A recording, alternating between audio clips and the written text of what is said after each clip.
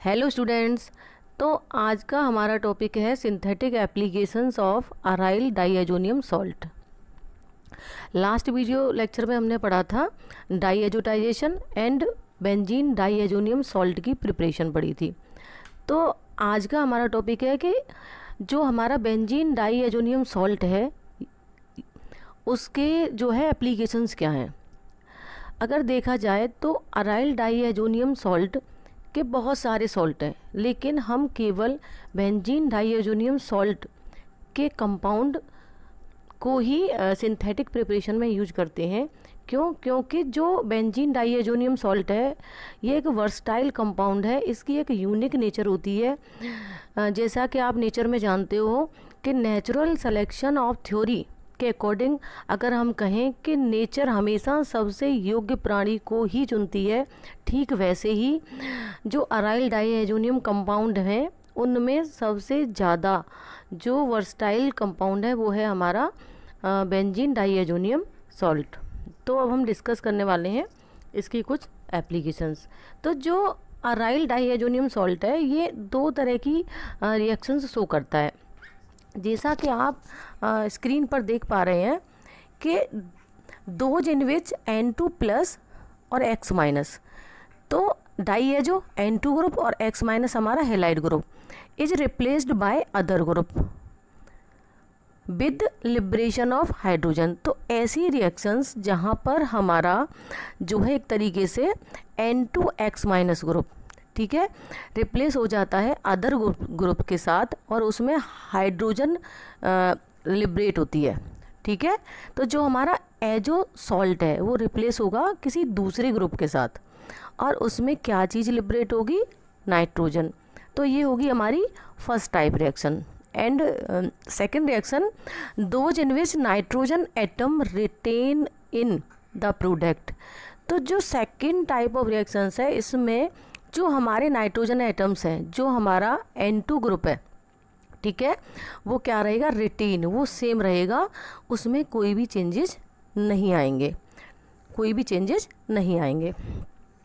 तो first reaction है हमारी जो हमारा बेंजीन डाइएजोनियम सॉल्ट है, इसका जो हम फर्स्ट ऑफ ऑल जो फर्स्ट हमारी रिएक्शन है इसका जो हम यूज करते हैं रिडक्शन ऑफ अरीन, ठीक है। और रिप्लेसमेंट रिएक्शन ऑफ अरीन में क्या होता है, replacement of N2X minus y hydrogen. तो जो हमारा डाइएजोनियम सॉल्ट है उसको रिप्लेस हम कर देते हैं हाइड्रोजन से, या इस रिएक्शन को हम ये भी कह सकते हैं formation of hydrocarbon. Hydrocarbon means जैसे हमारा बेंजीन रिंग। तो when an aqueous solution of diazonium salt is treated with hypophosphorous acid in presence of cuprous chloride, diazonium group gate replaced by hydrogen. तो हम ये कहना चाह रहे हैं कि जो हमारा डाइएजोनियम सॉल्ट है इसको अगर हम ट्रीट करें हाइपो H3PO2 के साथ, तो क्या होगा कि जो N2 है हमारा N2 ग्रुप जो है रिप्लेस हो जाएगा। तो अब हम इसे एक एग्जांपल से समझते हैं। जैसे बेंजीन डाइएजोनियम क्लोराइड, जैसा कि आप स्क्रीन पर देख पा रहे हो, बेंजीन डाइएजोनियम क्लोराइड की रिएक्शन जब होती है किसके साथ, हाइपोफॉस्फोरस एसिड के साथ, ठीक है ना। तो हाइपोफॉस्फोरस एसिड प्लस वाटर के साथ, तो क्या बनता है, जो N2 और Cl ग्रुप है, जैसे ही हम इसे रिएक्शन कराएंगे तो N2 गैस फॉर्म में रिमूव हो जाएगा और जो OH है Cl है वो OH के साथ रिमूव हो जाएगा, ठीक है ना। तो HCl रिमूव होगा प्लस जो बेंजीन रिंग है जिसे हम हाइड्रोकार्बन कह रहे हैं ये फॉर्म होगा। तो सेकंड केमिकल रिएक्शन है हमारी सिंथेसिस ऑफ फिनॉल। तो इसका यूज हम फिनॉल बनाने में भी करते हैं, ठीक है।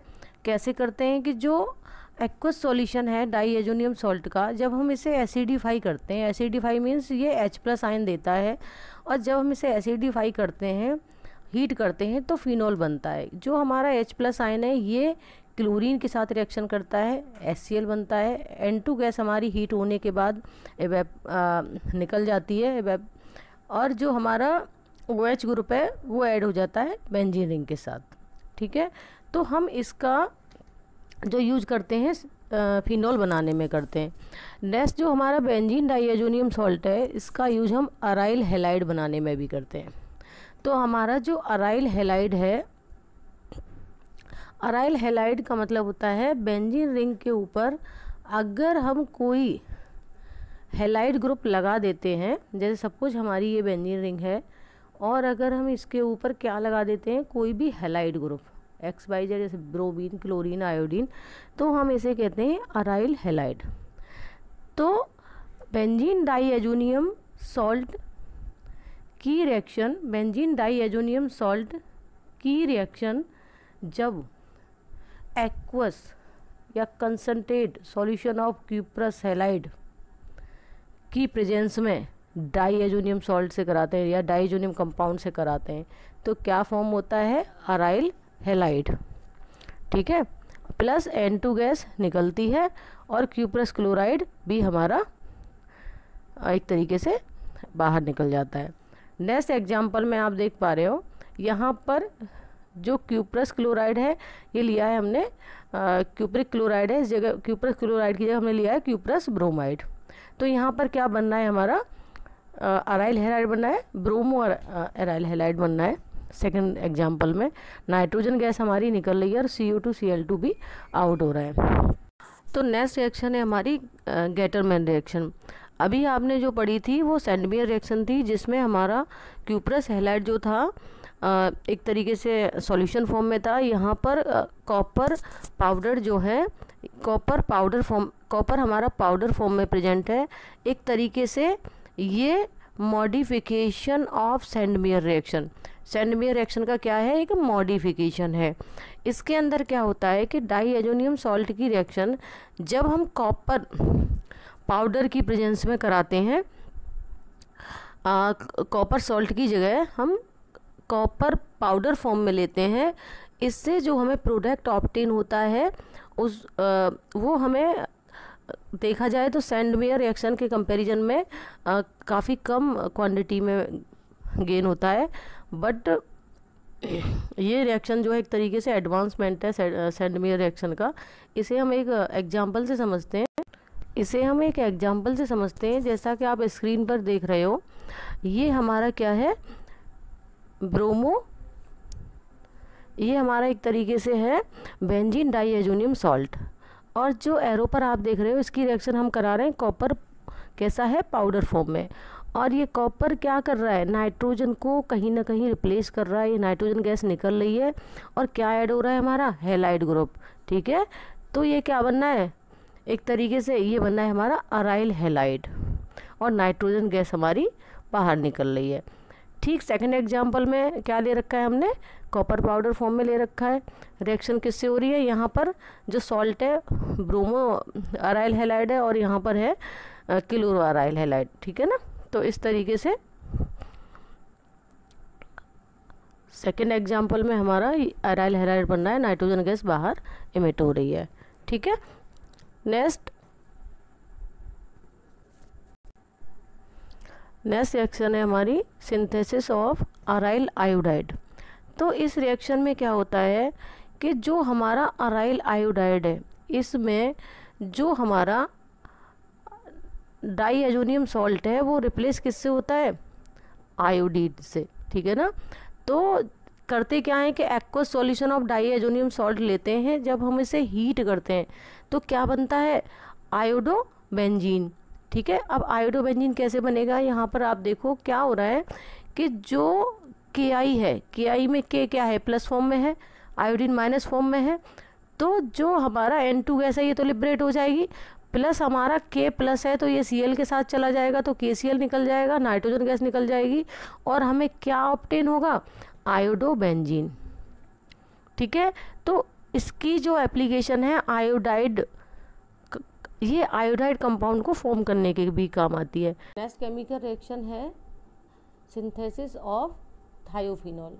तो थायोफिनॉल में क्या होता है कि जो हमारा डाइएजोनियम सॉल्ट है वो रिप्लेस होता है किससे, थायो ग्रुप से। तो कैसे रिप्लेस होगा कि आप स्क्रीन पर देख रहे हो सीधे सीधे कि जो डाइएजोनियम सॉल्ट है हमारा, जब इसकी रिएक्शन होती है हाइड्रोसल्फाइड से तो यहाँ पर क्या होता है कि जो H+ है ये क्लोरीन के साथ जाता है, N2 गैस बाहर निकल जाती है, प्लस हमारा KCl बन जाता है और थायो जो ग्रुप है ये बेंजीन रिंग के साथ ऐड हो जाता है, ठीक है ना।